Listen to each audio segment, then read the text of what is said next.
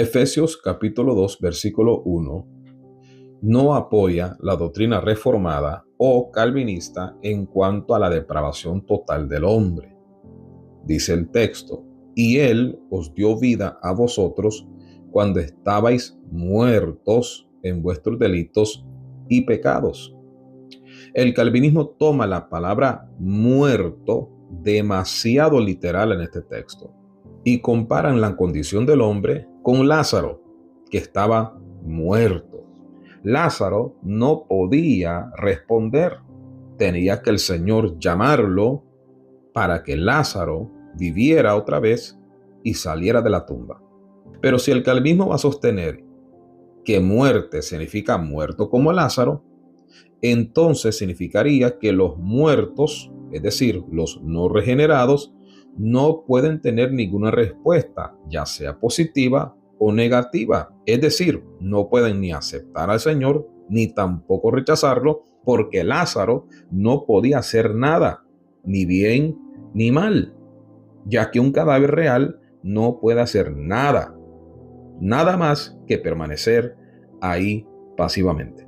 Solo así no violarían la ley de la no contradicción. Si ellos dicen que alguien no regenerado está muerto como Lázaro, entonces significa que esa persona, si es como Lázaro, no puede hacer ni bien ni mal. Pero ellos violan la ley de la no contradicción al decir que el hombre sí puede rechazar a Dios, lo que no puede hacer es aceptarle.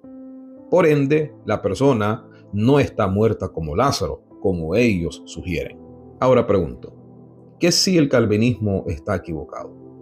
¿Qué si el uso bíblico del término muerto, como lo dice Efesios 2:1, no significa que todos nacemos sin la capacidad de desear nada más que odiar o rechazar a Dios? La verdad es que muerto no significa incapacidad moral. Razón número 1. Jesús se refirió a la iglesia de Sardis como muerta y lo llamó al arrepentimiento. Apocalipsis capítulo 3 versículo 1 dice, yo conozco tus obras que tienen nombre de que vives y estás muerto. Sé vigilante y afirma las otras cosas que están para morir, porque no he hallado tus obras perfectas delante de Dios. Acuérdate, pues, de lo que has recibido y oído y guárdalo y arrepiéntete. Dado el uso que Jesús hace aquí del término muerto en referencia a esta iglesia, ¿será que esta iglesia estaba incapacitada de arrepentirse, como dice el calvinismo, cuando se refiere a alguien muerto espiritual? Razón número 2.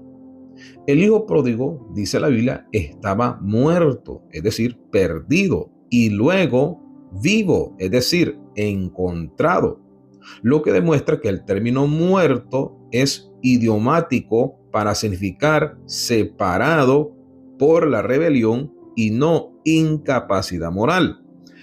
Lucas capítulo 15 versículo 24 dice, porque mi hijo muerto era y ha revivido, se había perdido y es hallado. Y comenzaron a regocijarse. ¿Estaba el hijo incapacitado? Si muerto significa incapacidad, entonces ¿cómo pudo el hijo reconocer su condición y regresar a la casa del padre? Razón número 3. Santiago 1:13 dice, cuando alguno es tentado, no diga que es tentado de parte de Dios, porque Dios no puede ser tentado por el mal, ni él tienta a nadie, sino que cada uno es tentado cuando de su propia concupiscencia es atraído y seducido.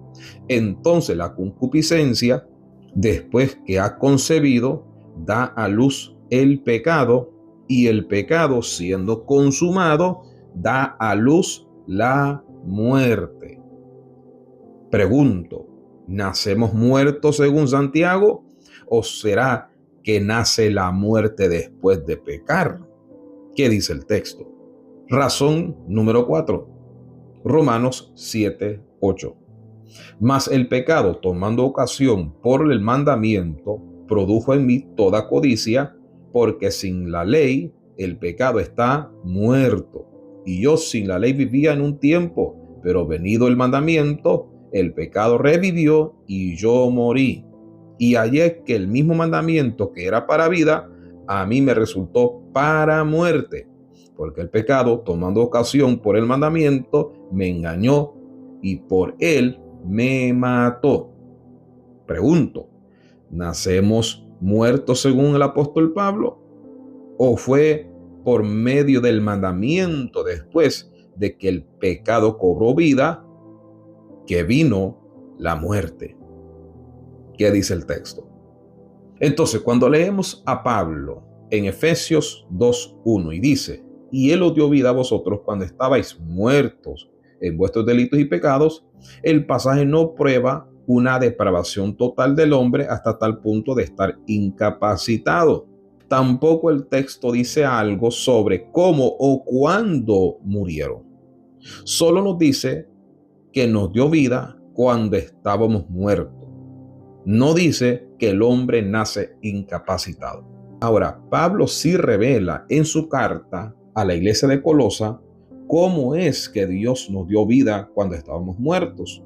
Colosenses capítulo 2, versículo 12 dice, sepultados con él en el bautismo, en el cual fuisteis también resucitados con él mediante la fe en el poder de Dios que le levantó de los muertos.